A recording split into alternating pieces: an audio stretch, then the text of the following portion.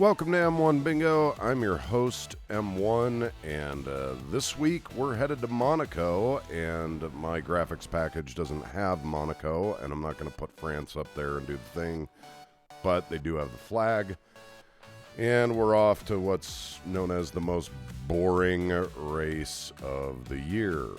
So grab those snacks, grab that pillow, and let's settle in for a little follow the leader with the famous tunnel.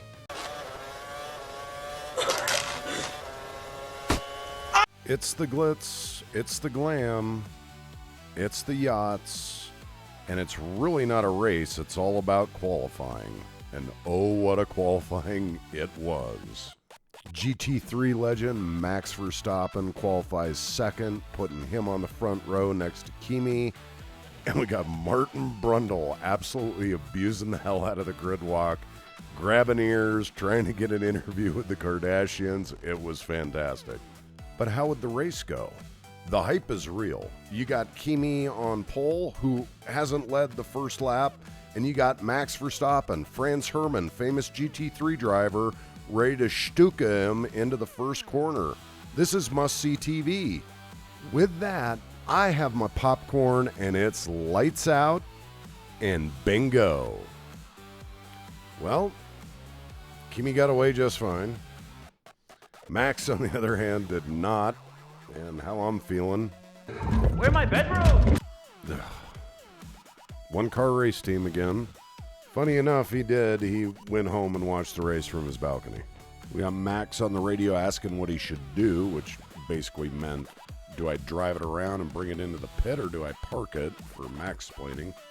The team told him to bring it home. That confused the hell out of Martin Brundle, thinking that he was going to continue the race. But we also had some gems from Crofty saying strategical tactic, absolutely tiki-boo, and Martin Brundle saying that we are going to resumped the race. Behrman's into the pits for a front wing replacement on lap 2, so didn't see what happened there. They confirmed that it was Max's engine that went, so that's uh-oh lemon. Lando points out that George Russell is outside of his box and stewards are investigating. They're not gonna do anything to him. Perez goes around the outside, and unlike George, they're gonna nail him for being outside his grid box. We're harvesting to assault with battery. We're finally getting the true audio from Max Verstappen saying, "Yep, nice, completely Girl with the dragon tattoo. guys. What the man?" That brings language in at number 10, followed by a more civilized discussion of the undercut. Bring out the tow truck for the slipstream. Any penalty if your name's not George Russell. Perez with the false start. Cars are being lapped already, so get the blue flags and hoist those colors. AWS graphic, the start reaction, and they actually brought back super close to the wall. Antonelli's way out in front. The only thing he's concerned about is managing his brake temp, and we're getting into that part of the race where it's time to take a nap. All the usual suspects are coming out, such as dirty air with the back markers for Perrier. And in case you were wondering, the track temp is 44 degrees. Bottas in a Cadillac retires. Nobody cares. We're now into the replays, and that's Behrman on Ocon for road rage. That's team-on-team violence, and that's hostile. Hajar locks up on lap 22. Box for Hamilton to undercut Leclerc. Behrman's going to hang it up and go join Max on the balcony. That's 3 cars out of the race for triage. Albon just brushed the barrier, but that counts. Bricking the wall. Guess who's back for his pit wall interview? Don't worry, they only interviewed him 3 times during the race, and you only have 45 laps to go. And like sands through the hourglass, Ferrari gonna Ferrari. Hamilton got 5 seconds for speeding in the pit lane, and then they pitted Leclerc to put him 10 seconds behind Hamilton. Woof. All right, I'm awake now. They nailed George. 5-second penalty for speeding in the pit lane. That's broken arrows. Drivers are pushing the limit for push it, and this race is about to push the extent of ridiculousness. Well, it's a fiasco, and they got the speed cameras out in the pit lane. They got Hamilton, George Russell, they got Colapinto, Piastri, and they nailed Gasly twice. Meow. No, Lando Norris is out. Let's go to Snack Brown and see how he feels. Ah, crap, I shouldn't have said anything.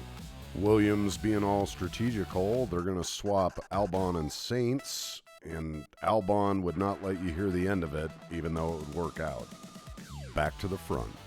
Lynn Sneaky catches Albon chatting on the radio and actually has an overtake at Monaco on him for a rookie move. This race needed some chaos, and Captain Chaos himself provided it. Lance Stroll into the wall.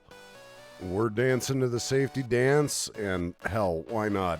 Hit it, Frog. It's time to get things started on the most sensational, inspirational, celebrational, motivational. This is what we call our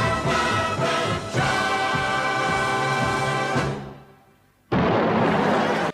It blew everything up. Everybody who had a penalty is going to come into the pits, serve it, except for Russell didn't serve his penalty and got another penalty, and Hajar didn't pit, and under the safety car, all the lapped cars are now going to unlap themselves. It was a mess. Things were messy, but Leclerc got it raw from Ferrari when they pitted him when he had tires to go to the end of the race, and they gave him a 5.3 second pit stop. You think he's mad now? Well, you just wait. We're getting this race restarted, and Leclerc's into the wall at the same place Stroll went off at. What in the wide world of sports is going on here? Would not be surprised if those shots are coming from the Ferrari garage, but that's not on your bingo card. Look, they brought the crap on the track up when Stroll hit it, but it didn't become an issue until Leclerc went into the wall, so that's littering. Broken tarmac is a venue issue, so we're crapped out in Monaco.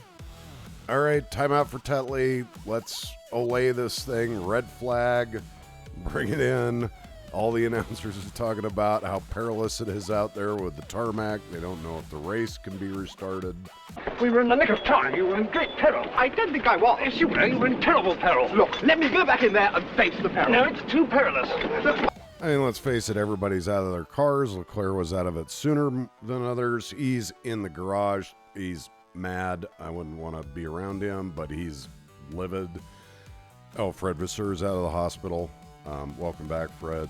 Glad you're all right. The tarmac is like a cheese pizza. I mean, the guy held it up. The guy told him to put it away, not on camera, but it got there anyway.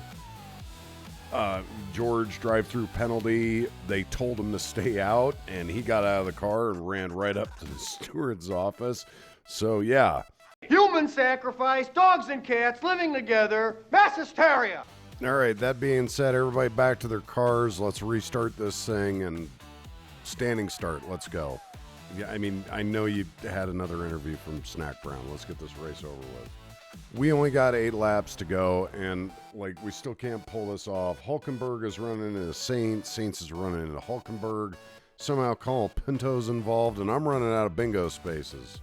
That's the damage report, and Saints is out of this race after everything Albon did for him. Oh, we finally got it down the inside. Now, thank God that's over. I don't know how much more I could take.